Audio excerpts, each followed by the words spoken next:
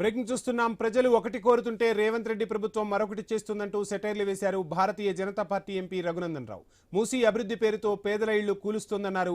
అటు నార్సింగిలో ఆదిత్య వింటేజ్ బంగ్లాను మూసీ పరివాహకంలో నిర్మిస్తున్నారని ఆరోపించారు.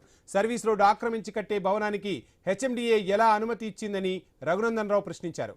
దీనిపై సీఎం రేవంత్తో పాటు హైడ్రా కమిషనర్ రంగనాథ్కు లేఖ రాస్తున్నట్టు చెప్పారు. ప్రభుత్వం స్పందించకపోతే కోర్టుకెళ్తానని, ఆదిత్య వింటేజ్ బంగ్లాపై ఏ గద్ద వాలిందో, ఎన్ని సూట్ కేసులు ఎత్తుకెళ్లిందో తేలుస్తానని రఘునందన్ రావు హెచ్చరించారు.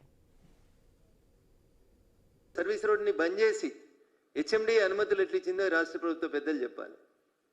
నాకేం అనుమానం వస్తుందంటే అప్పుడున్న వాళ్ళు ఏం చేసి అనుమతులు ఇచ్చిరని కాంగ్రెస్ అడిగిందో, ఇప్పుడు కాంగ్రెస్లో మరి ముఖ్యమంత్రి గారు నోటీసులో ఉందా, లేదా నెంబర్ 2లు నెంబర్ 3లు అనుకుంటున్నటువంటి మంత్రులు ఏమన్నా మేనేజ్ చేసినారా, ఎట్లా అనుమతి వచ్చిందని చెప్పాలి.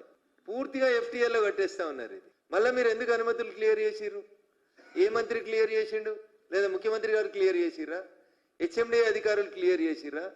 ఎంత డబ్బులు చేతులు మారినాయి? శ్రీ ఆదిత్య వింటేజ్ ప్రాజెక్టుకి అనుమతులు ఎట్లొచ్చినాయి? దీని అనుమతుల్ని ఇచ్చిన అధికారులు ఎవరు? మీరు ముఖ్యమంత్రి అయిన తర్వాత మీరు ఇది ఆపితే దీన్ని మళ్ళీ కన్స్ట్రక్షన్ ప్రారంభించేందుకు పనిచేసినటువంటి మంత్రులు ఎవరో దయచేసి మీరు బయటపెట్టి ఈ పనిని ఆపుతారా, లేదా మమ్మల్ని న్యాయస్థానాలను ఆశ్రయించి దీని మీద తగు చర్య తీసుకోమంటారా చెప్పాలి.